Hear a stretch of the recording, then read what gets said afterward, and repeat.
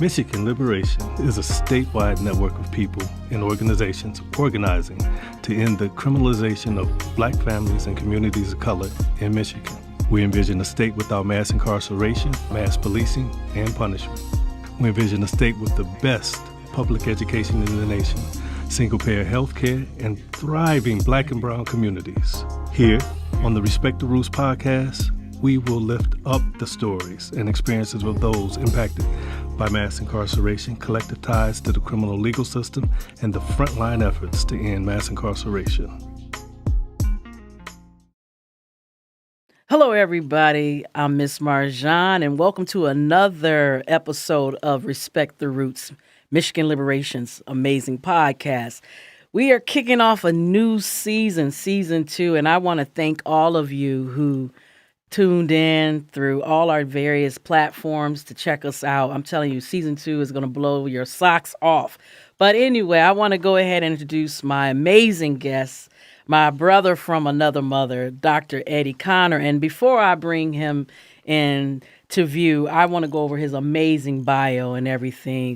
Dr. Eddie, oh man, I got to take my glasses off on this one, y'all. Y'all bear with me. You know how I am. But Dr. Eddie Conner, man, is overcome so many obstacles, and he is a survivor of stage 4 cancer. He's also a spokesperson of the American Cancer Foundation. An empowerment speaker, college professor, radio, TV correspondent. I mean, he's just a visionary person. I mean, he's came up with the Access Identity Conference. I know our digital manager got a chance to attend that. That's been in over, 24 states, 13 countries. He's the founder of the Eagles Academy. He has served on the president of the National Entrepreneurs Association of Michigan. I mean, my goodness, I'm telling you, Dr. Eddie, I'm like, you need to do my bio. But anyway, bestseller author of 16 books, all right, New York Times bestseller, all right, Reach 40 Black Men Speak on Living, Leading, and Succeeding. I mean, he was just on TEDx, the TED Talk. For those of you here in Detroit, I saw him on Live in the D, did an amazing interview there. He's worked with TD Jakes MegaFest. He's been in the BET documentary, It Takes a Village to Raise Detroit, and also in the movie Lady Luck 2. He is also the founder of the mentoring and legacy program Boys to Books, all right, that empowers young males via legacy, leadership, and life skills. I mean, we're going to be talking about that a little bit later, Dr. Conner. But anyway, he's the recipient of the President Barack Obama Volunteer Service Award, the President Barack Obama Lifetime Achievement Award from the White House. Hello. The top 35 millennial influencers in America, the top 100 leaders, who's who in Black Detroit, 2-time Spirit of Detroit recipient, Michigan Chronicles Top 40 Under 40 recipient, and also author of the year by Kingdom Image Awards. I'm telling you, I present to you none other than Dr. Eddie Conner. What's going on, Eddie? What an honor. What an honor to be able to join you today. Miss Marjan Parham, what an amazing, my sister from another mister. Hey. So I respect the roots is what it's all about. Man, that's what I'm talking about. Man, I'm telling you, I'm so glad you are here with me in the studio, Dr. Eddie, and let's just dive right into it. Man, your story, your journey. In your bio, I mentioned survivor of stage 4 cancer. Tell us about yourself, man. Yeah. You know what you're talking about in the bio is the fruit, but the root of what it is that I've been through is like Langston Hughes said, that linguist, that rhetorical genius who said, life for me ain't been no crystal stair. Right. And so having to actually walk on the shards of life and the critical aspects of precarious positions and places, 2023 marks 23 years of me being cancer-free. That's what's... Yes. Nothing but the grace of God. And so to live through dying places, to find the can cancer, to recognize, your test of testimony, your misery is ministry, your mess becomes a message, your stumbling block becomes a stepping stone. God uses your setback as a setup for your greatest comeback. That's what I'm talking about. Use your tragedy as strategy, and it's to bless other people. It's to help somebody else to grow through what it is that you go through. And so this journey has been rather remarkable, while painful. but it has been a blessing to be able to be a blessing to other people. Wow, Dr. Eddie, man. And in your, I mean, so much, you've accomplished so much, and I know being a cancer survivor, or should we say thriver, Yeah, some yeah. people use the word interchangeably. You've been able, it's probably helped you to achieve so many things that I mentioned, but I know last week you participated in the TEDx, right? How was Yes. that? Tell us about that. Oh my goodness, it was absolutely an amazing experience. Something I've been wanting to do for years, and to finally get the opportunity to share about, yes, my journey, but also the work that I do to empower our boys through literacy, leadership, and life skills enrichment, and the whole aspect of even the connectivity between illiteracy and incarceration, how to stamp that out Wow. and bring that to the conscience of our people, and then also speak truth to power, to Yes. put it on awareness. This is what we need to do. And, I'm just the least likely, but God used the least likely to do the most mighty. And so to be on that stage and to share was just an amazing experience. And the preparation for it, I was ready. I was ready for it. Wow, Yeah, because I yeah. saw you on Live in the D, and so just give us a little idea. What, for those of us who never been to a TEDx talk, or what all the preparation, and what was it like? I know it was like a ticketed event, and where was it and everything. Yeah. Give us the 411, Right. the skinny. Yeah, it happened on September 28th. It was actually at the Motor City Soundboard, amazing stage there where you hear all your, Frankie Beverly and Mays live. You hear the Jacksons and,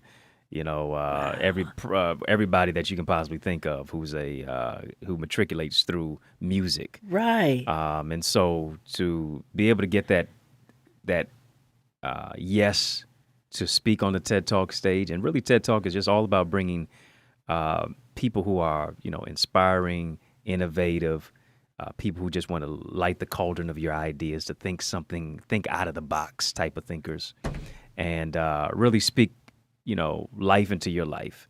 And so to be able to do that with 31 other speakers, Wow. and I was second to last as a speaker on the stage. It was literally an all-day event from about 8 a.m. to 6 p.m. But it brought a lot of innovative Detroiters to the stage and let them know that, hey, Detroit is a think tank for greatness. And so it was great to be able to be one of those chosen. Wow, Dr. Eddie, I'm so proud of you. And everybody can't get on that stage. It's that a tough stage to get on. Yeah, I knew a couple people like the comedians and that were there, but when I saw that you were going to be there, I was like, oh man, I know that's going to be amazing. And you also, this leads us into your book, Identity. Yeah. And I know you've been, like I said, dealing with your conference as well. Right. And tell everybody about Identity. What is the book about? I mean, you've written so many books. You're a New York Times bestseller. I had to almost stumble. I'm so honored. I stumbled. I don't usually stumble, Dr. Eddie, but New York Times bestseller. Yeah. That is amazing, So tell us about your new book, Identity. Right. I think our world has been going through an identity crisis. People trying to figure out what life is post-pandemic. Who the hell we are. Right. Try to find out what it is that I'm rooted in. Yes. And so a lot of it has been a facade and frailties, and, just been so focused on likes but not love. Yes. Finances but no foundational framework. And I really wanted to ask the people a question and really bring it from this particular genesis, that somebody's waiting for you to become who you are so they can become who they're supposed to be. Here's the question: how much longer will you make them wait? Say that again, Yeah, Dr. yeah. Eddie. You gotta repeat that again. So nice I say it twice. Somebody's waiting for you to become who you are so they can become who they're supposed to be. The question is, how much longer will you make them wait? Wow, that's deep. Yeah. This podcast is really just a symbolic aspect of you taking the step to do something when other people said that you couldn't. Right. And we're experiencing the idea. We're sitting in your idea and your vision of Michigan liberation. And that's what I wanted to do with this book, bring liberation to people's mindset. When you're talking about mental health, when you're looking at purpose and personality and personal development and discovering who it is that you are throughout a myriad of circumstances, this book becomes a symbolic breaking point to give people breakthrough and to deal with the trauma, the triggers, and how to triumph from all of that. Right. And so it's just a chapter in my journey, and I'm giving people the strategies on how to really make their life work. Wow, Doctor. If you just joined us, I'm talking to Dr. Eddie Connor. I already made him part of my family, and our Michigan Lib family, but Absolutely. He is an author, so many different accolades. I mean, it's just so much. And even here, like your Boys to Books, I mean, you have a mentoring program, and along with all the different awards that you receive. But I really want to spend the rest of this conversation, Dr. Eddie, talking about empowerment. Yeah. And how you do that in the various platforms that you work with and everything. You know, the title today or our show is Empowering People to Maximize Their Purpose. And that's what you're good at doing. Oh, yeah. You know, and it purpose becomes a portal through the prism of pain. And having to grow through what it is that I went through and live through dying places. And then I think it's the onus and the responsibility is now on you to help other people come out of what it is that you were in. Right. You know? Wow, yeah. Dr. Eddie. That's deep. When you're doing this empowering with our young males, let's talk about that. Yeah. What are you seeing? What's going on? Yeah. I mean, we're seeing with our young males, I think our children spell love T-I-M-E. A lot of it was we spelled it G-I-F-T-S. Right. And gifts without time really does not move into a place of development. And what I saw, the mentoring that I do is because of what I didn't have. I grew up without a father in my life. And I think the question that many of our young people are asking is, how do I play a role if I wasn't given a script? Right. Our boys want to know, how do I become a man if I didn't see one, much less interact with one? And, you know, a lot of them are growing up in broken homes, dilapidated neighborhoods, and lack of proper etiquette in schools. Yes. And my background is in education, so I taught high school for about 12 years. Wow. And literacy became one of the things, the main ingredients for me. I did my master's degree looking at reading and literacy. And as Dr. Jawanza Kunjufu, he has a book called The Conspiracy to Destroy Black Boys. He mentions in that book that they're building prisons based on second and third grade reading scores. Wait. Say that again, Dr. Eddie, because I think somebody needs to really catch that. Say that again. Yeah, for any business to be successful, it has to have a barometer by which we measure. For the prison industry to be successful, the barometer is second and third grade reading scores, and generally it's black and brown brothers who are at a disadvantage, and we are disproportionately warehoused in these yet-to-be United States of America, where America houses 95% of the world's prison population. Right. And so looking at the whole aspect of illiteracy and incarceration are interconnected. And we oftentimes deal in the whole aspect of rehabilitation. But I said, why don't we deal in prevention? Rather than locking up our brothers, what can we do to unlock their dreams? And literacy is one of those key ingredients. We have a plethora of mentoring programs, but mentoring without literacy enrichment is more of a liability than an asset. And what I saw in my classroom, that whenever a boy would open up his book, he would close his eyes. The book became the most comfortable pillow. And, you know, we have all this whole aspect of read The Great Gatsby, this, that, and the other, but we don't have in our schools culturally relevant reading material to where our children can see themselves reflect in the books that they read. Wow.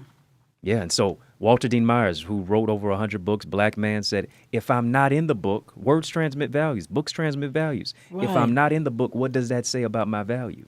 Wow. So our boys and our girls need to be reading material, culturally relevant material, to where they can see themselves reflecting the books that they read. A book is a mirror. A book is a window. It should show you, but it should also show the world around you. Wow, that's deep. Yeah. And also another thing, Dr. Eddie, I know that you touch upon, especially with your Boys to Books mentoring and literacy program, life skills and leadership. Yes. And I want to talk about that too, especially life skills. Yeah. I'll just say with Michigan Liberation, for example, we realize that a lot of the times when people get out of these prisons or jail systems, they're lacking life skills. Mm-hmm. They don't even know the basics, especially for those who've been locked up for a long period of time. So I want you to speak on, Sure. your perspective of that. Yeah. We always talk about saving our black boys, saving our black men. We talk about the whole aspect of salvation. Yes, we need that, but we also need liberation. And that speaks to opportunities. It speaks to mental development. It speaks to personality and tapping into your purpose and your particular identity. When you think about the recidivism rate, when our brothers are coming, returning citizens, Yes. and if we don't provide and have wraparound services and opportunities like the Michigan Liberation Association, like, being able to respect your roots and know who it is that you are and where you come from, the high propensity is for them to return. And Right. so having opportunity and not just seeing them as X this and felon that, we all X something. Some of us, we did a whole bunch of stuff, we just didn't get locked up for it. Yes. Right? And so being able to have the whole aspect of training for life skills, how do I ingratiate myself back into society? Who do I need to network with? Who do I need to connect with? Who do I need to build with? How do I develop a business for myself?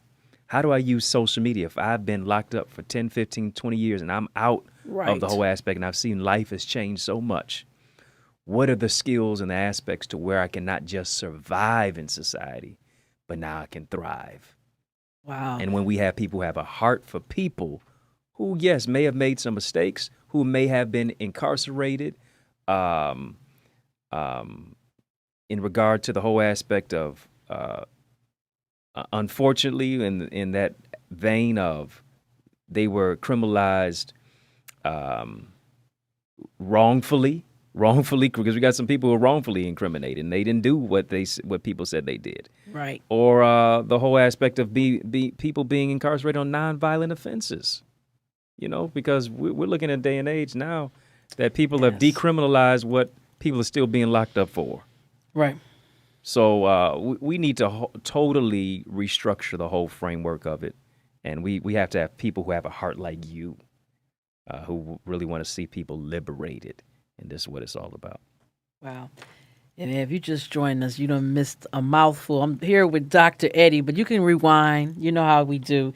And Dr. Eddie, we got about 10 minutes. And I'm telling you, I want to spend the rest of this time. We've been talking about empowerment, literacy. We've been talking about your background in the TED Talk, experience that you had. But I also want to dig into your bio a little bit. I mean, I'm kind of putting you on Front Street. Just tell us about like what it was like, for example, working with T.D. Jakes, with the Mega Fest. And then also you was in the BET documentary, It Takes a Village to Raise Detroit. Yeah. Now, the reason why I love Pastor Jakes, but the documentary, because Detroit, we always seem to get looked over when it comes to the movie industry. Okay, that's a whole nother episode. We'll do another time, Dr. Eddie. Right. But just tell us, what was that like, the BET documentary, and then working with Bishop T.D. Jakes, with the Mega Fest and some of these, and also President Obama. Yes. Please tell us. Phenomenal opportunities that was just blessed to just have. The BET documentary really came from the whole aspect of BT connected with one of my homeboys who was doing some work with mentoring. He said, you have a big group of mentees. Can we film there? And so I was hyping up the crowd and hyping up our young people and saying, hey, we always had a moniker and a saying, success in my mind, success in my hand. So I think I'll speak success because I'm successful. And so BT loved that shot. And they pulled me to the side and said, well, tell me about a little bit more of the producers about the work that you do. Right. And I was talking about literacy. I was talking about leadership. I was talking about life skills enrichment, the Boys to Books mentoring program. And little did I know that would be used for the BET documentary some years ago. When you think about, being with Bishop T.D. Jakes speaking at MegaFest, thousands upon thousands of people in Dallas, Texas. I mean, he is the GOAT. He is the guru of the game. And not just is he just a great preacher, he's even a greater person, very personable as well. To go to his birthday party where you see Charlie Wilson on one side, Kirk Franklin on the other side, Emmett Smith on one side, and then Joe and Charlie Wilson are up on stage singing happy birthday to him. And it was just an amazing experience to be in a room with people who we see, oftentimes on television and in your magazines. And then the old President Obama Volunteer Service Award, the Lifetime Achievement Award from the White House. I'm a part of an organization called Be Me, Black Male Engagement. And I was one of 62 black men selected in America who are doing the work that are often overlooked and the unsung heroes in our community. Okay. And so to receive that Medal of Honor, so to speak, was just an amazing testament to the work that I'm doing, but also the work that other brothers like myself are doing across the country. And hey, you got it from the leader of the free world at that time. Wow, that's amazing. Yeah, that's why I picked those 3 things because, like I said, I love T.D. Jakes, and I know he's doing some amazing things, and MegaFest was always a huge thing. And like I said, that BET, make sure you check that out, y'all. It takes a village to raise Detroit and everything. And to be a recipient of award of President Obama, if anything, with his name on it, is awesome, Dr. Eddie. Dr. Eddie, before we got about 5 minutes, but can you tell everybody where they can find you? I know your website is www. Some of y'all a little, we got to help some of our brothers and sisters and all of y'all, listening and watching. EddieConnor.com, but where else on social media? As my grandma said, on that computer. Right. that computer where they can find you. I like to say the revolution not only be televised, it'll be digitized. So you go to my website, EddieConnor.com, as you said, EddieConnor. Put some respect on my name. Yes. .com. And then, of course, Facebook, Instagram, Twitter, TikTok, at EddieConnorJR, EddieConnor. And then, of course, get my books. They're on Amazon, all 16 of them. Amazon, Barnes & Noble, iTunes, Audible. They're available as an ebook, an audiobook, and a hard copy. That's what's up. Yes. And Dr. Eddie, tell us, with the 5 minutes we got left, some food for thought, or what's next? Yeah. We need to hear somebody's going to be listening or watching this, and they just need to hear a word from you. Absolutely. You know what I mean? What would you tell, especially our brothers out there who are, incarcerated or just now getting out or have been out? Mm-hmm. What are some words of wisdom? Yeah, I think one thing that we have to do, I wrote a book called The Mask of Masculinity, How Men Can Reclaim Their Identity, Lead in Love with Vulnerability. I think one thing we have to do is tap into the trauma and the triggers of what it is that we have gone through and what we have been through. Yeah. And find out how we can, live through those dying places, but also be able to use our life as a barometer to share and let people know that they can come out of what it is that they've been in. Life is tough. Life is hard. It's hard being a man. Being a man is hard work, but it's heart work. And when we do the heart work to understand that, listen, we're beyond the S on our chest as Superman, we're really Clark Kent. Beyond just parading ourselves as the Hulk, we're really David Banner. Beyond just trying to be Black Panther, we're really T'Challa. And so tapping into the essence of not just a caricature, but our true character and identity and our purpose and what it is that we can do as fathers, as husbands, as leaders, as scholars to change our community. It's on us to do it. We are better together. We've all we got. We got to make Matthew 25 come alive. As Jesus said, when I was hungry, did you feed me? When I was thirsty, did you give me drink? When I was naked, did you clothe me? When I was in prison, did you visit me? If you did it to the least of these, you did it unto me. We must be focused on the least, the last, the lost, the left out, the overlooked, the underserved, and the underrepresented. That is our human call for action that we must engage in. And that's what it is, to respect the roots. That's it, Dr. Eddie. And, I know you gave all your, contact information. As far as some of your organizations like the Eagles Academy, and how can people get in, not only involved or, what some people, you'll be surprised, will contact us even as an organization, grassroots organization, and they'll just say, look, I don't know what I can do, but what do you need help with? You know what I mean? Yeah, and that's that's it in a nutshell. Yeah. What do you need help with? Where, when people contact you, what are some things that they can maybe reach out to you about or get involved in now? Yeah, sure. If people want to bring me in to speak, if they want to bring me in to do a seminar, facilitate a session, talk about many of the subject matter of what it is that we've been sharing about today, they can reach me, info@eddieconnor.com is the email, on social media, as I was alluding to as well. And then, of course, being a part of the Eagles Academy. It's a weekly online academy where we talk about trauma, we talk about relationships, we talk about your gift, how to pursue your purpose, and what all of that looks like to be able to thrive in society. And they can go to theeaglesacademy.com to Okay. register to join, to be a part of it. We have a formidable, thriving, amazing session that we do each and every single week, every Wednesday night at 7:30 p.m. So it's absolutely amazing. You want to be a part of it to further your self-identity, your development, your growth. Well, you heard it here, y'all. Dr. Eddie Connor. I mean, New York Times bestseller. I mean, like I said before, college professor, empowerment speaker, visionary. I mean, the founder of the Access Identity Conference. I mean, please, Dr. Eddie, please keep us posted when you're getting ready to do some more conferences. Yeah, We absolutely. want to make sure that we partner with you and get the word out. Also, you heard it. He's available to speak and everything. Because a lot of times, we hear these podcasts or these messages and they just sit there. But we got to learn how to, like we say, the next steps, That's right. take action, Yep.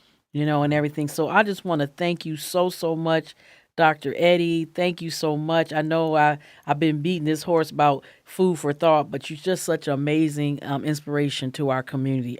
Not only just to the Black and brown brothers out there, but to the whole Michigan community. Wow, thank you so much. Yes, And so you are too. You're a true jewel. Thank you for the space and place to be able to share in your amazing show.